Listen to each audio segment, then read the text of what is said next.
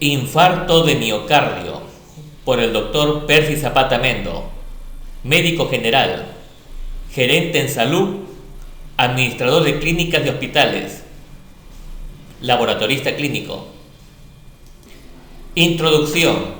El infarto de miocardio es una necrosis o destrucción de una pequeña zona del miocardio, que es el músculo del corazón, ocasionada generalmente por la obstrucción de una rama de una arteria coronaria, y se manifiesta por un dolor intenso en el pecho de tipo hincada. Causas y mecanismos. El miocardio es el responsable de las contracciones y del bombeo de la sangre hacia los diferentes órganos. Es el tejido afectado en un infarto. Generalmente, el daño se localiza en las arterias coronarias que rodean al corazón y le llevan la sangre. La mayoría de las veces, la causa se debe a una aterosclerosis coronaria, es decir, a un depósito de placas de ateroma ricas en lípidos, es decir, en grasas, como el colesterol, que aumentan el grosor de la pared y disminuyen la luz de la arteria, provocando una isquemia, que es una ralentización de la circulación arterial local. Sobre estas lesiones puede originarse una trombosis, que es la formación de un coágulo de sangre en el interior de un vaso, ocasionando entonces una obstrucción completa. El efecto negativo corresponde a la insuficiencia circulatoria, que es la anoxia o aporte deficiente de oxígeno a las células. Se produce, por lo tanto, una necrosis, que es la muerte celular y tisular definitiva, que corresponde al infarto propiamente dicho. En esta diapositiva se puede ver una placa de ateromatosa. La aterosclerosis o estrechamiento de los conductos arteriales debido al acúmulo de placas a lo largo de su revestimiento interno es una dolencia letal frecuente en los países desarrollados. Las placas consisten en depósitos de grasa y colesterol, pero también contienen plaquetas sanguíneas, células musculares deterioradas y otros tejidos. Como las placas reducen el flujo de sangre en las arterias mayores, su presencia representa un serio riesgo para la salud y conduce a enfermedades y ataques cardíacos y a trastornos de las funciones renales e intestinales. La mala circulación, resultante también de la acumulación de placas, dificulta el movimiento de los miembros. Algunos fragmentos de estas placas pueden desprenderse y viajar por el torrente sanguíneo hasta obstruir pequeños vasos. Las placas se hacen más grandes y numerosas con la edad, en especial en personas con altos niveles de colesterol en su dieta y en su sangre. Síntomas y complicaciones. El infarto de miocardio se produce a menudo en un paciente diagnosticado con angina de pecho, que es la enfermedad de la misma naturaleza que el infarto, pero mucho más leve. Se manifiesta esencialmente por un dolor brusco e intenso localizado en la región del pecho, que se irradia de forma característica, pero inconstante, hacia la mandíbula y hacia los hombros y los brazos, sobre todo hacia el lado izquierdo o incluso hacia la espalda. El dolor se manifiesta normalmente acompañado de una sensación de opresión. La sintomatología es parecida a la que aparece en el transcurso de una angina de pecho, pero en los casos de infarto el dolor es más intenso.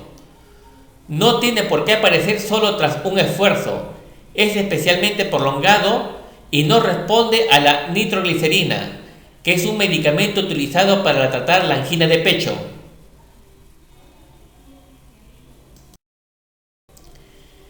Existen otras formas de presentación de la enfermedad menos típica. Por ejemplo, es posible que el infarto de pequeño tamaño no produzca ningún síntoma.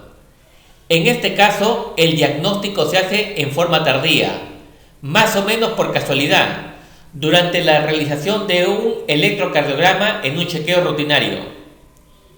Si el paciente no recibe tratamiento, el infarto puede complicarse y en algunos casos derivar en una parada cardíaca o en una insuficiencia cardíaca aguda, donde el corazón es incapaz de mantener adecuadamente su función de bombeo. Otra alteración que puede surgir tras un infarto es el edema agudo de pulmón, que es la entrada y acumulación de sangre en los alveolos pulmonares, con dificultad respiratoria y expectoración teñida de sangre, una expectoración rosada. Otra complicación posible es un trastorno del ritmo cardíaco, por ejemplo, una bradicardia, que es la ralentización extrema de la frecuencia cardíaca.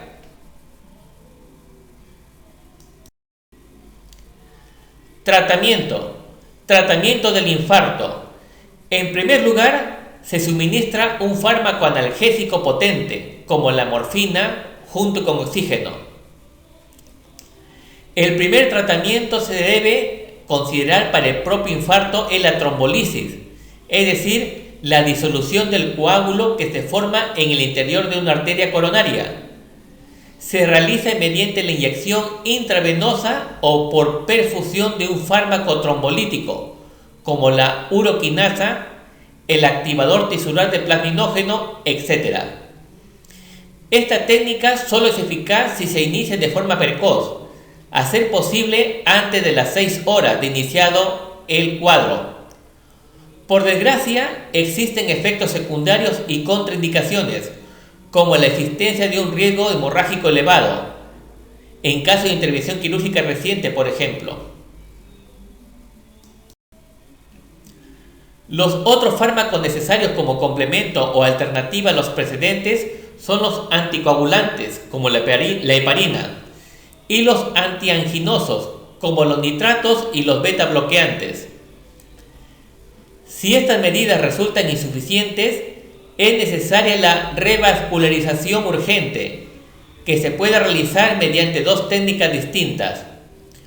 Por su mayor simplicidad, siempre que sea posible, es preferible la angioplastía coronaria transluminal percutánea.